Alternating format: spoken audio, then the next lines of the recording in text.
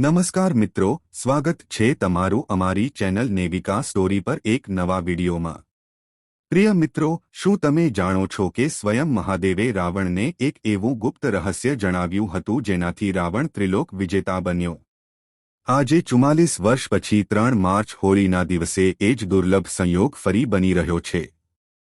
આજે હું તમને એ ગુપ્ત દેવવૃક્ષ વિશે જણાવીશ જેને જો તમે આ મુહૂર્તમાં ચૂપચાપ સ્પર્શી લીધું તો 7 જન્મોની ગરીબી જળમૂળથી ખતમ થઈ જશે। પણ સાવધાન, જો તમે આ વિડીયોને વચ્ચેથી કાપી નાખ્યો અથવા જાણકારી અધૂરી છોડી તો તમે આખું વર્ષ પહતાતા રહી જશો।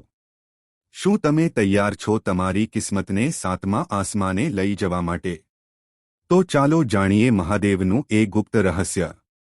ભક્તો, આજના આ વિડીયોમાં આપણે જે ચમત્કારી દેવવૃક્ષો વિશે વાત કરવાના છીએ તે દેવવૃક્ષોમાં હોળીના દિવસે સ્વયં ભગવાન નારાયણજીનો વાસ હોય છે અને આ વૃક્ષો તમારા ઘરની આસપાસ જ ખૂબ જ સરળતાથી મળી જશે। આ દેવવૃક્ષો વિશે સ્વયં મહાદેવે પોતાના પ્રિય ભક્ત રાવણને જણાવ્યું છે કે કોઈપણ વ્યક્તિ સાચા સમયે, સાચા મુહૂર્ત પર અને સાચી ક્રિયા અનુસાર જો 4 માર્ચ હોળીના દિવસે આ વૃક્ષને સ્પર્શીને ચૂપચાપ આવી જાય છે તો તેના ઘરમાં સ્વયં નારાયણ એટલે કે ભગવાન વિષ્ણુજીનો વાસ થઈ જાય છે અને તેના જીવનમાં ચાલી રહેલી ગરીબી, દુઃખ, કષ્ટ બધું સમાપ્ત થઈ જશે। જન્મો જન્માંતરની ગરીબી તત્કાળ દૂર થઈ જશે અને તમારું ભાગ્ય 7મા આસમાને પહોંચી જશે। જ્યાં પણ જશો ધનદોલત પાછળ આવશે।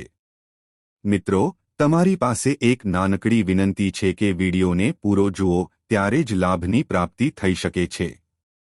તેથી આ વિડીયોને પૂરો જુઓ। જો આજે તમે આ જ્ઞાનવર્ધક વિડીયોને વચ્ચે જોયો કે કાપીને જોયો તો જીવનમાં તમને ક્યારે સફળતા હાંસિલ નહીં થાય અને તમે આખું વર્ષ પરેશાન જ રહેશો। ભક્તો, આ વિડીયોમાં અમે તમને એવા ઝાડ બતાવીશું જેને સ્પર્શ માત્રથી તમારી ગરીબી તત્કાળ દૂર થઈ જશે। જી હા મિત્રો, માં લક્ષ્મીની તમારા પર એવી કૃપા થશે કે આવનારા સમયમાં તમે ધનવાન બની જશો। તમે વર્ષભર પૂજાપાઠ, ટોણાટોટકા કે ઉપાયો કરતા થાકી ગયા હોવ અને તમને રતિભર પણ ફાયદો ન થયો હોય તો 3 માર્ચ હોળી આ વખતે 44 વર્ષ પછી દુર્લભ સંયોગમાં આકાશ લાલ થવાનું છે અને સાધુસંતોએ પણ આ વૃક્ષો વિશે જણાવ્યું છે। તો જે ઝાડ વિશે અમે તમને જણાવવાના છીએ જો તમે તેને અમારા જણાવ્યા અનુસાર સાચો સમય અને શુભ મુહૂર્ત જોઈને સ્પર્શી લો તો માની લો કે તમારા જીવનમાં થોડા દિવસો પછી ધનનો વરસાદ થવા લાગશે। પછી તમારા જીવનમાં તમને ઉન્નતિ કરતા કોઈ રોકી નહીં શકે। તમારી દરેક મનોકામના પૂરી થશે અને ખુશીઓથી ભરાઈ જશે તમારું ઘર। તો ચાલો જાણીએ કે કયા એવા છોડ છે જેમને 3 માર્ચ હોળીના દિવસે સ્પર્શીને આવી જવાનું છે।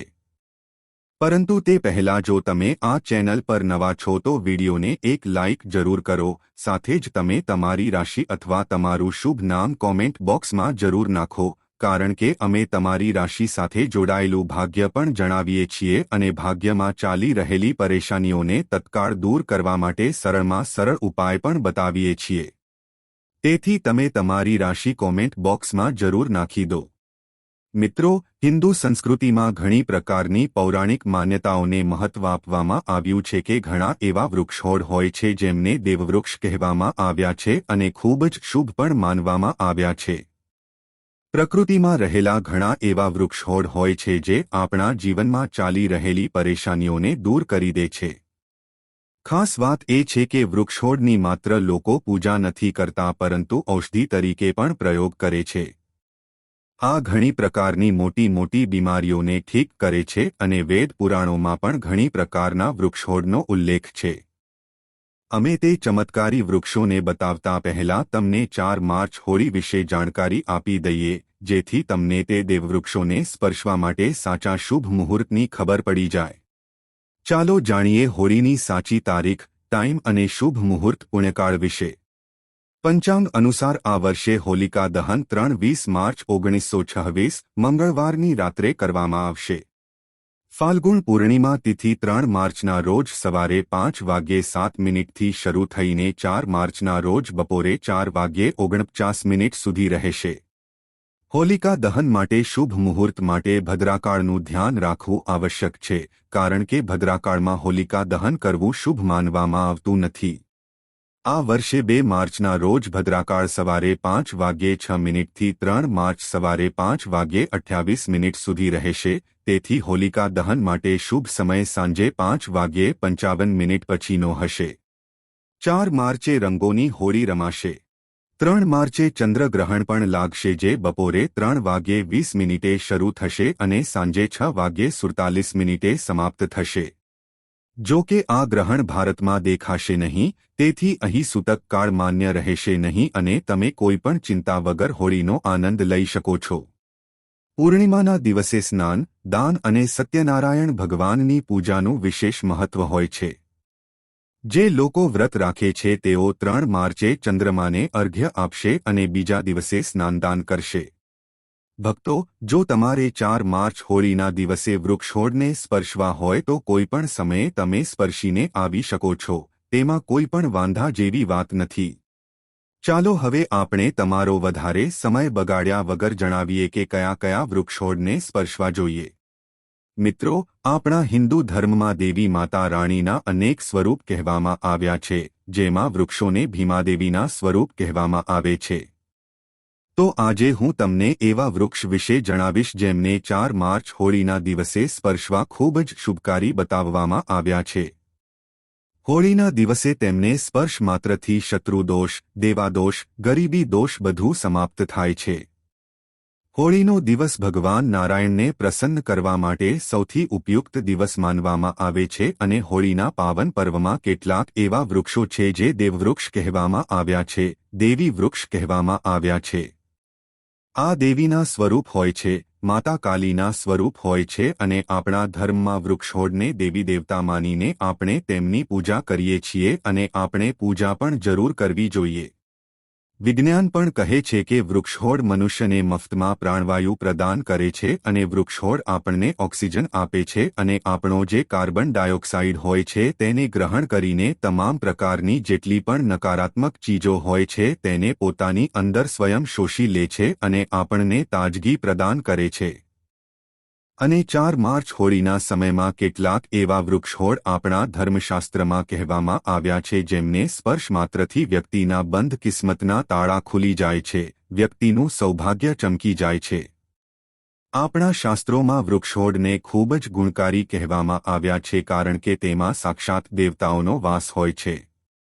અનેક બીમારીઓનો ઉપચાર વૃક્ષોડમાં જ છુપાયેલો છે. વૃક્ષોડમાં ઘણી જડીબુટ્ટીઓ મળી આવે છે અને ભગવાન શ્રીકૃષ્ણએ ગીતામાં સ્વયં કહ્યું છે કે વૃક્ષોમાં હું પીપળાનું વૃક્ષ છું. પીપળાના વૃક્ષને વૃક્ષોનો રાજા કહેવામાં આવે છે કારણ કે પીપળાના વૃક્ષનું જે આયુષ્ય હોય છે તે સૌથી વધારે હોય છે, સૌથી અત્યધિક હોય છે. પીપળાનું વૃક્ષ સર્વશક્તિમાન હોય છે. પૂજાપાઠમાં તેનું અત્યધિક મહત્વ હોય છે. ભક્તો, આજે હું તમને 4 થી 5 દેવવૃક્ષો વિશે જણાવવા જઈ રહ્યો છું જેમને આપણા ધર્મશાસ્ત્રમાં ખૂબ મહત્વપૂર્ણ માનવામાં આવ્યા છે. આ ચારે વૃક્ષ તમારા જીવનમાં સુખ, સમૃદ્ધિ અને ખુશહાલી લાવવા માટે ખૂબ જ પ્રભાવશાળી હોય છે. 3 માર્ચ હોળીનો પર્વ એવો છે જ્યારે તમારે લાંબી પૂજાપાઠ કરવાની જરૂર હોતી નથી. બસ જો તમે આ વિશેષ વૃક્ષોને હોળીના દિવસે સાચી રીતે સ્પર્શી લો છો અને તેમનો આશીર્વાદ લો છો, તો તમારી બધી સમસ્યાઓ અને ગરીબી ખતમ થઈ શકે છે. આ વૃક્ષો એટલા શક્તિશાળી હોય છે કે તમે પોતાની આંખોથી તેમની અસર જોઈ શકો છો અને ખાસ વાત એ છે કે આ બધા દેવવૃક્ષો તમારી આસપાસ સરળતાથી મળી શકે છે, તો તમે તેને તમારા ઘરની પાસે જ શોધી શકો છો. પહેલું વૃક્ષ છે બીલીનું વૃક્ષ જેને આપણે ખાસ કરીને પૂજામાં ઉપયોગ કરીએ છીએ. બીલીનું ઝાડ સૌથી મહત્વપૂર્ણ માનવામાં આવે છે. ભગવાન શિવને બીલીના પાન અત્યંત પ્રિય છે અને તેમને શિવલિંગ પર બીલીપત્ર અર્પણ કરવાથી વિશેષ પુણ્યની પ્રાપ્તિ થાય છે. બીલીનું ઝાડ શિવના પૂજન માટે અત્યંત પવિત્ર માનવામાં આવે છે. બીલીના પાનનો ઉપયોગ ભગવાન શિવના પૂજનમાં વિશેષ રૂપે કરવામાં આવે છે. બીલીનું વૃક્ષ માતા પાર્વતીના પરસેવાથી ઉત્પન્ન થયું છે અને સ્કંદ પુરાણ અનુસાર આ વૃક્ષ દેવી સ્વરૂપ માનવામાં આવ્યું છે, એટલે કે આ નવદુર્ગાનું સ્વરૂપ છે. સ્કંદપુરાણની કથામાં કહેવામાં આવ્યું છે કે બીલી વૃક્ષના મૂળમાં ગિરિજા, થળમાં મહેશ્વરી, શાખાઓમાં દક્ષાયણી, પાંદડાઓમાં માતા પાર્વતી, ફળોમાં કાત્યાયની, ફૂલોમાં ગૌરી અને આ વૃક્ષના સંપૂર્ણ શરીરમાં માં લક્ષ્મીજીનો વાસ હોય છે. માતા પાર્વતીના પરસેવાથી ઉત્પન્ન થવાને કારણે આ ઝાડ કેટલાય દેવી દેવતાઓનું સ્વરૂપ માનવામાં આવે છે. તેથી આ વૃક્ષ ધાર્મિક રીતે અત્યંત મહત્વપૂર્ણ છે. જો તમે સંધ્યાકાળમાં શિવ મંદિર અથવા નવદુર્ગા મંદિર પાસે બીલીના વૃક્ષ નીચે ઘીનો દીવો પ્રગટાવો છો તો વ્યક્તિ ધનવાન, ગુણવાન અને પરાક્રમી બને છે. આ ઝાડના સ્પર્શથી વ્યક્તિના બધા મનોરથ પૂરા થાય છે. આ ઝાડને સ્પર્શતા પહેલા તમારે એક ખાસ મંત્ર પણ બોલવો જોઈએ. તે મંત્ર છે દર્શનમ બિલ્વ વૃક્ષસ્ય સ્પર્શનમ પાપનાશનમ અઘોર પાપસંહારમ એક બિલ્વમ શિવાર્પણમ. આનો અર્થ છે કે બીલી વૃક્ષનું દર્શન અને સ્પર્શ કરવા માત્રથી બધા પાપ સમાપ્ત થઈ જાય છે અને શિવને ચઢાવેલું એક બીલીપત્ર અઘોર પાપોનો નાશ કરે છે. તો 4 માર્ચ હોળીના દિવસે આ બીલીના વૃક્ષને સ્પર્શીને પોતાની મનોકામના બોલો અને પછી ચૂપચાપ પાછા આવી જા. તમારા બધા કષ્ટ, દુઃખ અને પાપ સમાપ્ત થઈ જશે અને તમે ધન, સુખ અને સમૃદ્ધિ પ્રાપ્ત કરશો.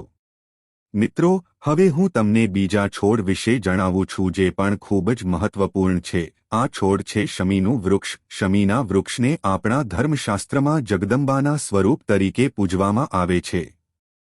આ સ્વયંમાં જગદંબાનું સ્વરૂપ છે અને આના પરમાં જગદંબા સાક્ષાત બિરાજમાન રહે છે. જો તમે 4 માર્ચ હોળીના દિવસે સંધ્યાકાળમાં શમીના વૃક્ષ નીચે ધૂપ અને દીવો પ્રગટાવો છો તો તમારી બધી પરેશાનીઓ અને કષ્ટ દૂર થઈ જાય છે. આ સિવાય શમીના મૂળમાં સિંદૂર નાખવાથી વ્યક્તિને સારા સ્વાસ્થ્યની પ્રાપ્તિ થાય છે. જે લોકો લાંબા સમયથી બીમાર છે તેમના માટે આ એક ખૂબ જ સારો ઉપાય છે. જો તમારા ઘરમાં કોઈ સભ્ય લાંબા સમયથી બીમાર પડ્યું છે તો તમે તે વ્યક્તિના શરીર પરથી 7 વાર સિંદૂર ઉતારીને શમીના મૂળમાં નાખી શકો છો. આનાથી તેમના રોગ જલ્દી ઠીક થઈ જશે. આ સિવાય જો તમે બીમારીથી બચવા માંગો છો અને નિરોગી રહેવા માંગો છો તો શમીના મૂળમાં સિંદૂર નાખવાથી આ તમારા રોગનો નાશ કરી શકે છે. તમારે 3 માર્ચ હોળીના દિવસે શમીના વૃક્ષને સ્પર્શીને પોતાની મનોકામના બોલવાની છે. જ્યારે તમે આ કરશો ત્યારે તમે જોશો કે તમારી મનોકામના પૂરી થઈ જશે અને તમારી દરિદ્રતા સમાપ્ત થઈ જશે. આ દિવસે શમીના વૃક્ષના પ્રભાવથી તમને અપાર લાભ મળી શકે છે. તો આ હોળીના પાવન પર્વ પર શમીના વૃક્ષના આશીર્વાદ લઈને પોતાના જીવનમાં ખુશહાલી અને સમૃદ્ધિ લાવો. ભક્તો, હવે આગળનું ઝાડ છે જેને તમારે હોળીના દિવસે સ્પર્શીને આવવાનું છે. તે છે પીપળાનું ઝાડ. પીપળાનું ઝાડ હિન્દુ ધર્મમાં ખૂબ જ પવિત્ર અને શુભ માનવામાં આવે છે. તેને વિશેષ રૂપે ભગવાન શિવ અને વિષ્ણુ બંને સાથે જોડવામાં આવે છે. પીપળાના ઝાડની પૂજા કરવાથી પાપોનો નાશ થાય છે અને પુણ્યની પ્રાપ્તિ થાય છે. હોળીના દિવસે પીપળાના ઝાડ નીચે બેસીને ધ્યાન કરો અને ત્યાં સફાઈ રાખો. પીપળા નીચે દીવો મૂકવો અને પૂજા કરવી વિશેષ રૂપે લાભકારી માનવામાં આવે છે. પીપળાના વૃક્ષને 108 વાર ઓમ નમઃ શિવાયનો જાપ કરતા પ્રણામ કરો. ત્યારબાદ ત્યાં દીવો પ્રગટાવી પૂજા અર્ચના કરો. ધ્યાન રાખો કે પીપળાના ઝાડ નીચે ક્યારેય પણ રાત્રે સૂવું જોઈએ નહીં કારણ કે તેને પવિત્ર માનવામાં આવે છે. મિત્રો, હવે આપણે વાત કરીશું આગલા વૃક્ષની. ભક્તો, હોળીનો પાવન પર્વ રંગો અને ઉલ્લાસની સાથે સાથે આધ્યાત્મિક દ્રષ્ટિએ પણ અત્યંત મહત્વપૂર્ણ હોય છે. આ દિવસે કરવામાં આવેલા કેટલાક વિશેષ ઉપાયો આપણા જીવનમાં સુખ, શાંતિ અને સમૃદ્ધિ લઈને આવે છે. આજે આપણે જે દિવ્ય વૃક્ષની વાત કરી રહ્યા છીએ તે છે પારિજાતનું વૃક્ષ, જેને દેવવૃક્ષ પણ કહેવામાં આવે છે.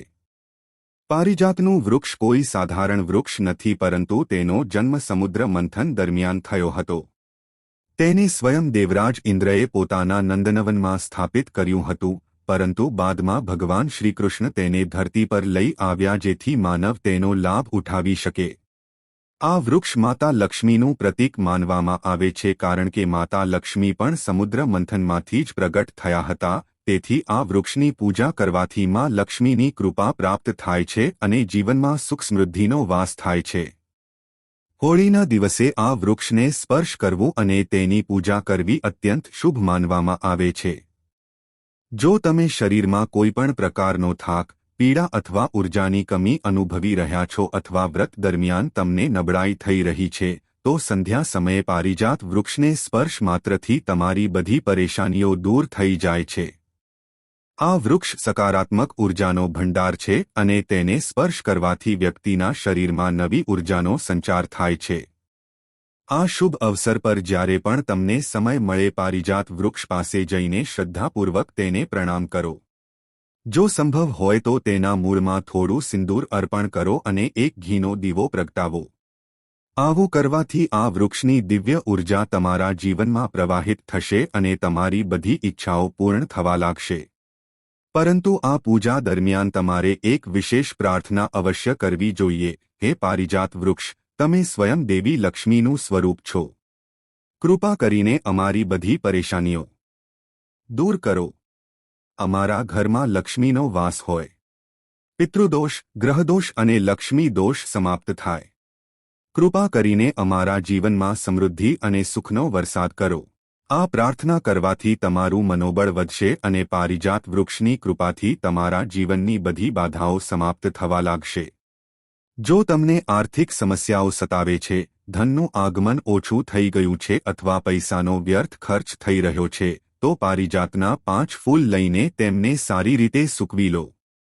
પછી આ ફૂલોને પીળા કપડામાં બાંધીને તમારી તિજોરીમાં રાખી દો.